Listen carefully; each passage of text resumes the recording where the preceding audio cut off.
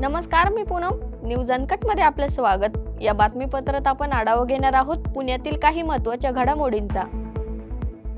पुणे विमानतळावरील जुन्या टर्मिनल्सवरून होणारी सर्व आंतरराष्ट्रीय उड्डाणे आजपासून नव्या टर्मिनल्सवर होणार आहेत. यासाठी आवश्यक ती सर्व यंत्रणा नवीन टर्मिनल्सवर सज्ज करण्यात आली असून या यंत्रणेच्या कामकाजाची पाहणी सोमवारी केंद्रीय नागरी हवाई वाहतूक राज्यमंत्री मुरलीधर मोहोळ यांनी केली आहे. पुणे विमानतळावरील नवीन टर्मिनल्स काही महिन्यांपूर्वी सुरू करण्यात आले असून या टर्मिनल्सवरून होणाऱ्या उड्डाणांची संख्या टप्प्याटप्प्याने वाढवण्यात आली आहे. मात्र इमिग्रेशनच्या यंत्रणेबाबतची निर्बंधित प्रक्रिया आता पूर्णत्वास गेली आहे. मंत्री मोहोळ यांनी या सर्व प्रक्रियेचा आढावा घेतला असून तांत्रिक बाबी संदर्भात माहितीही घेतली आहे.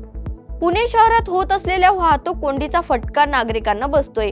शहरात विविध भागात दररोज होणाऱ्या वाहतूक कोंडींमुळे नागरिक हैराण असून वाहनांच्या लांबच लांब रांगा लागतायत.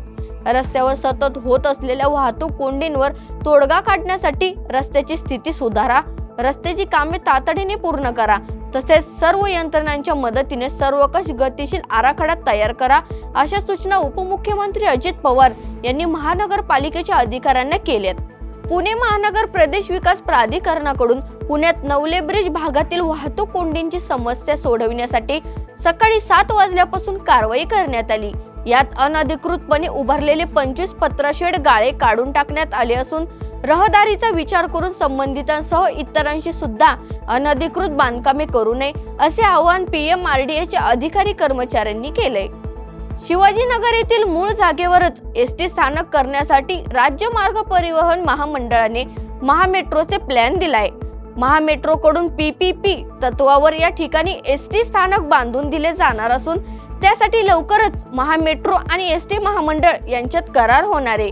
त्यानंतर एसटी स्थानक सुरू करण्यात येणार आहे, अशी माहिती आमदार सिद्धार्थ शिरोळे यांनी प्रसारमाध्यमांना दिली आहे. पुणे आणि सोलापूर जिल्ह्यातील गवतळ प्रदेशात वन विभागाच्या वतीने राज्यात प्रथमच सुरू करण्यात आलेल्या ग्रासलँड सफारी उपक्रमाला पुणेकरांनी मोठ्या प्रमाणात प्रतिसाद दिलाय. इंदापूर तालुक्यातील कडबनवाडी आणि बारामती तालुक्यातील शिरसुफळ येथे सुरू करण्यात आलेल्या सफारीने पर्यटकांना वन्यजीवांचे जवळून दर्शन घडविले. या अभयारण्यात लांडगे, तरस, चिंकारा, भारतीय कोल्हे यांच्यासह गवताळ प्रदेशातील पक्षी आणि सरपटणारे प्राणी देखील दाखविलेत. त्यामुळे निसर्गप्रेमी आणि वन्यप्रेमी हे पर्यटन केंद्र झाले. तर या उपक्रमातून स्थानिक ग्रामस्थांना कमाई झाली असून वन विभागाच्या उत्पन्नात भर पडली. राज्य शासनाच्या नियोजन विभागाने परदेशात उच्च शिक्षणासाठी स्कॉलरशिप योजनेअंतर्गत निवड झालेल्या विद्यार्थ्यांची यादी शासन निर्णयाद्वारे जाहीर करण्यात आली. गुणवंत मुला-मुलींना परदेशात उच्च शिक्षणासाठी महाराजा सयाजीराव गायकवाड शिष्यवृत्ती योजना 2023-24 पासून लागू करण्यात आली असून पदव्युत्तर, पदवी आणि पदविका PhD अभ्यासक्रमांसाठी अनुक्रमे 50 आणि 25 विद्यार्थ्यांची निवड करण्यात येत असते. तर विधानसभा निवडणुकीच्या आचारसंहितेमुळे यादी जाहीर होणे रखडले. मात्र छत्रपती शाहू महाराज संशोधन, प्रशिक्षण आणि मानव विकास संस्थेच्या अध्यक्षांच्या अध्यक्षतेखाली समितीने या योजनेअंतर्गत आलेल्या अर्जांची छाननी केली होती. यात एकूण 44 विद्यार्थी पात्र ठरले. तर गेल्या वर्षीच्या तुलनेत यंदा निवड झालेल्या विद्यार्थ्यांची संख्येत घट झाल्याचं दिसून आलंय. आंबेगाव तालुक्याच्या पूर्व भागातील लोणी, धामणी, जारकरवाडी यासह विविध गावातील विद्यार्थ्यांना विद्यालयात ये-जा करण्यासाठी बंद असलेली एसटी बस सुरू करावी, यासाठी शालेय विद्यार्थ्यांनी तांबडेमळा मंचर एसटी आगार प्रवेशद्वारावर रस्ता रोको करत आंदोलन केले.